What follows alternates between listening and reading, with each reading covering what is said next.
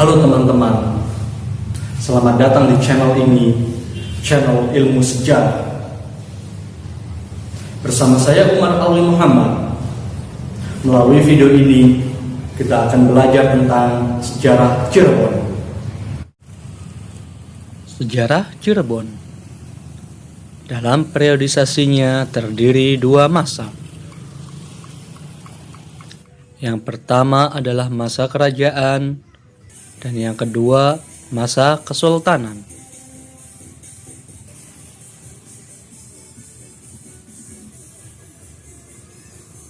Masa kerajaan Cirebon berdiri pada abad 15 dan masa kesultanan Cirebon berdiri pada abad 17.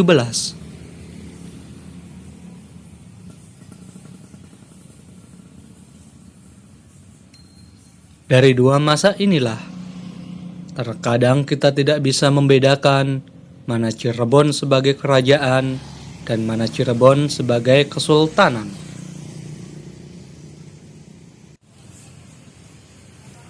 Jika kita sepakati Cirebon didirikan oleh Sunan Gunung Jati, maka menyebut Cirebon dalam persoalan ini Kerajaan Cirebon. Kita tidak boleh menyebut pada masa ini adalah Kesultanan Cirebon.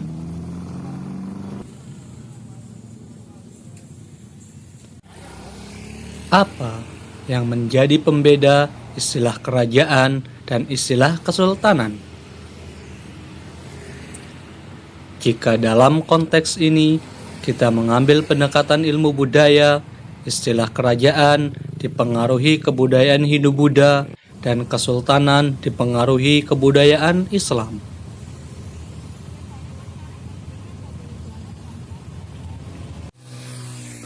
Jadi, jika kita menyebut Cirebon didirikan oleh Sunan Gunung Jati, maka kita menyebutnya Kerajaan Cirebon, bukan Kesultanan Cirebon.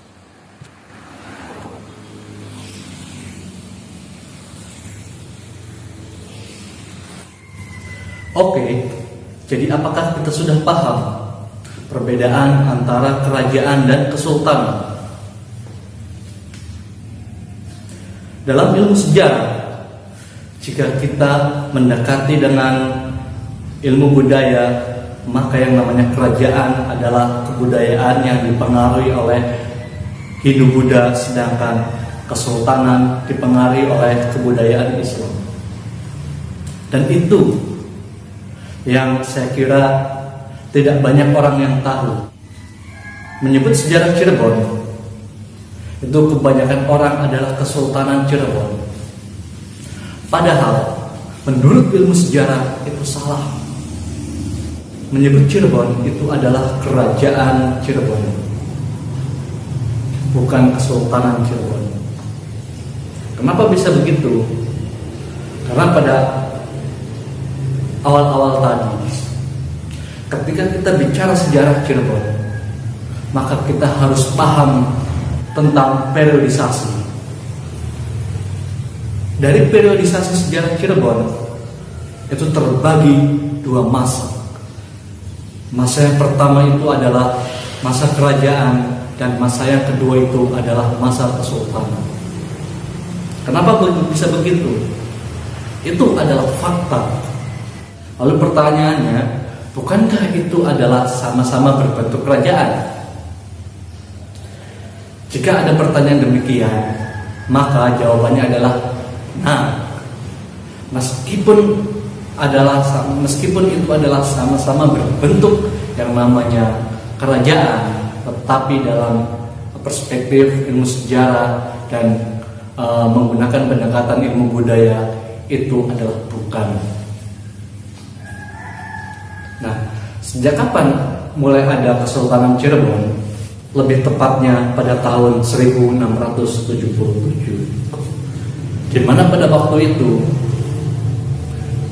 1677 itu adalah masa kesuraman dari Kerajaan Cirebon.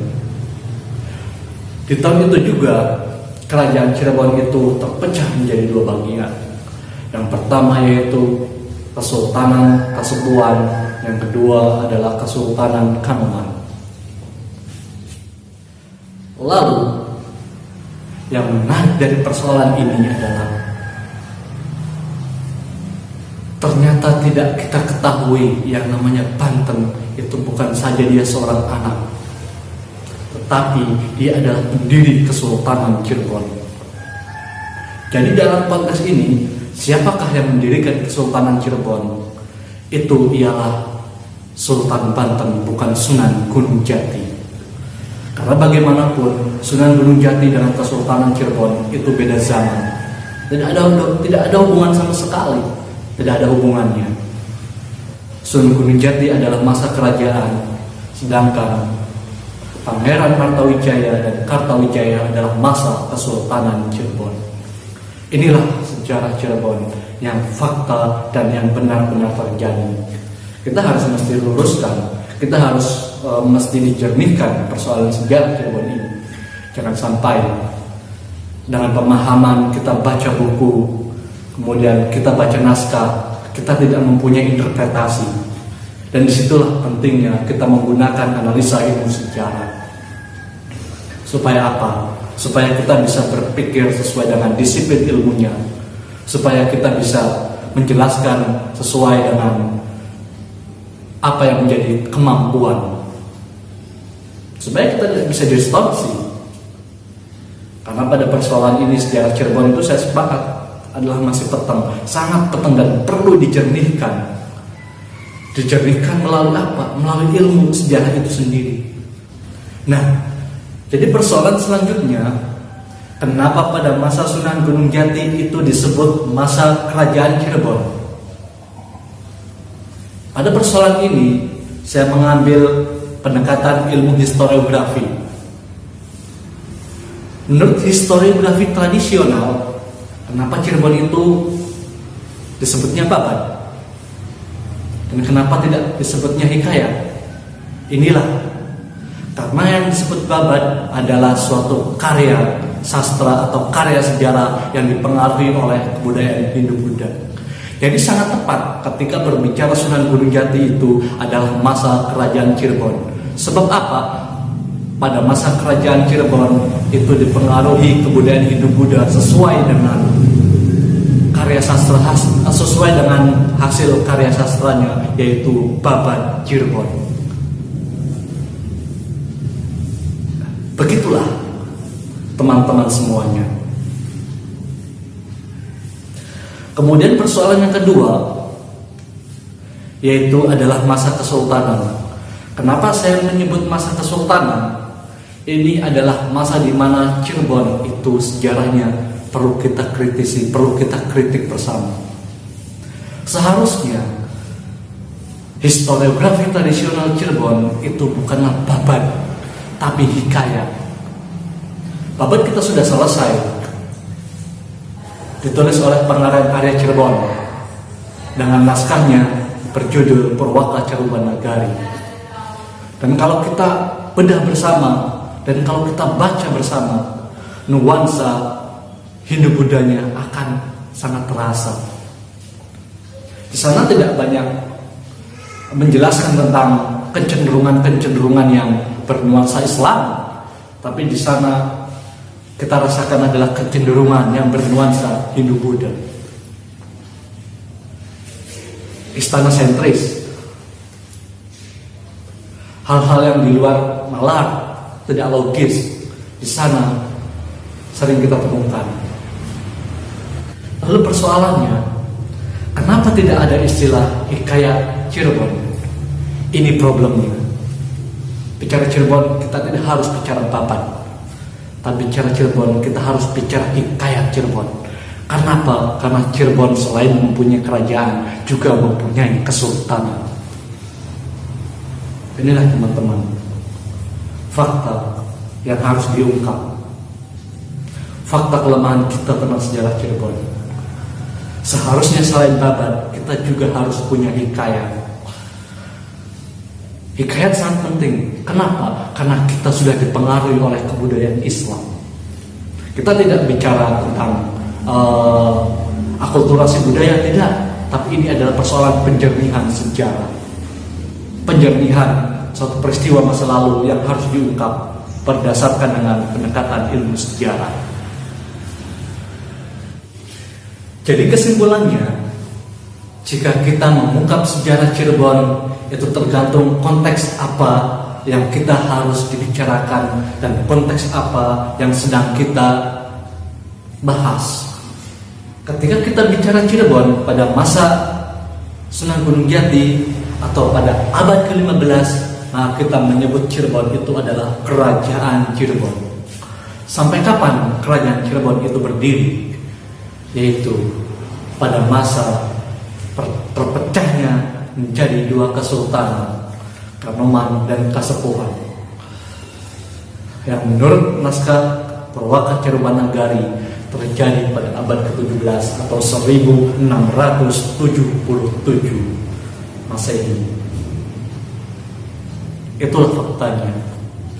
Dan juga ketika kita berbicara Cirebon di abad ke-17 dan setelahnya, maka barulah kita menyebut itu adalah Kesultanan Cirebon. Jadi antara Kesultanan Cirebon dan Kerajaan Cirebon adalah dua konteks yang berbeda. Yang pertama itu Kerajaan Cirebon adalah masanya Sunan Gunung Jati, dan Kesultanan Cirebon itu adalah masanya Pangeran Martawijaya dan Pangeran Kartawijaya. Itulah. Jadi ketika kita membahas dan mengungkap atau mendiskusikan sejarah Cirebon, kita harus dilihat konteksnya. Jika itu menyinggung Sunan Gunung Jati, kita harus menyebutnya Kerajaan Cirebon. Jika abad ke-17 atau masa kesultanan baik Kanoman ataupun Kasepuhan, itu adalah Kesultanan Cirebon. Disitulah sejarah yang sebenarnya, sejarah yang sesuai dengan disiplin ilmunya. Karena apa? Kita bicara sejarah itu, yang paling penting itu adalah bicara diakronis atau waktu, berbicara periodisasi, berbicara periodisasi. Karena apa? Itu adalah penting untuk bisa memahami sejarah. Periodisasi itu adalah kunci supaya kita tidak bisa keliru untuk memahami sejarah.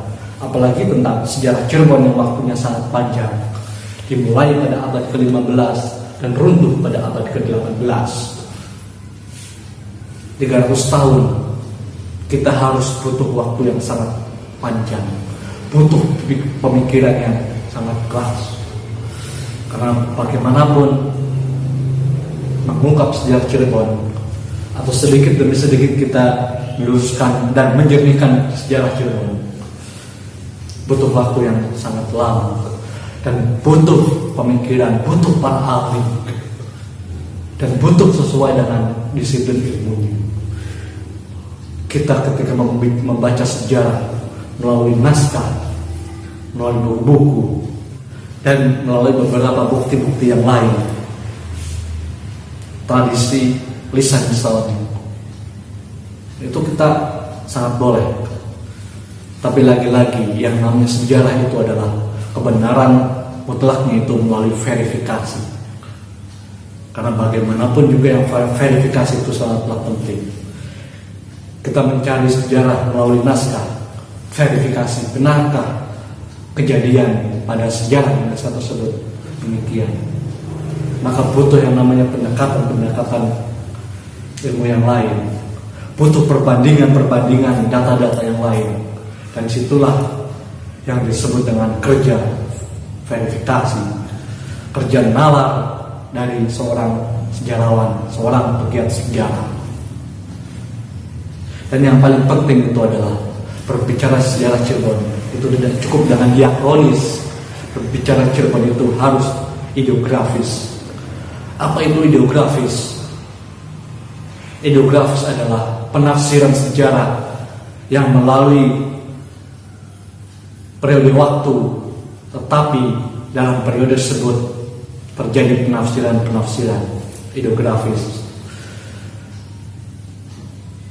Pada persoalan sejarah itu adalah ada yang namanya diakronis, ada yang namanya ideografis, dan ada juga yang namanya sinkronis. Sinkronis itu adalah waktu dari waktu itu bagaimana ia sinkron, bagaimana ia selaras. Makanya dalam mempelajari sejarah kita akan mempelajari tentang suatu warna sejarah, periodisasi warna. Periodisasi tahun ini menjelaskan tentang apa, periodisasi waktu ini menjelaskan apa, itu menjelaskan tentang apa. Itulah disebut sinkronis dalam sejarah, sinkronisme histori. Itulah teman-teman tentang ilmu sejarah, tentang sejarah Cirebon.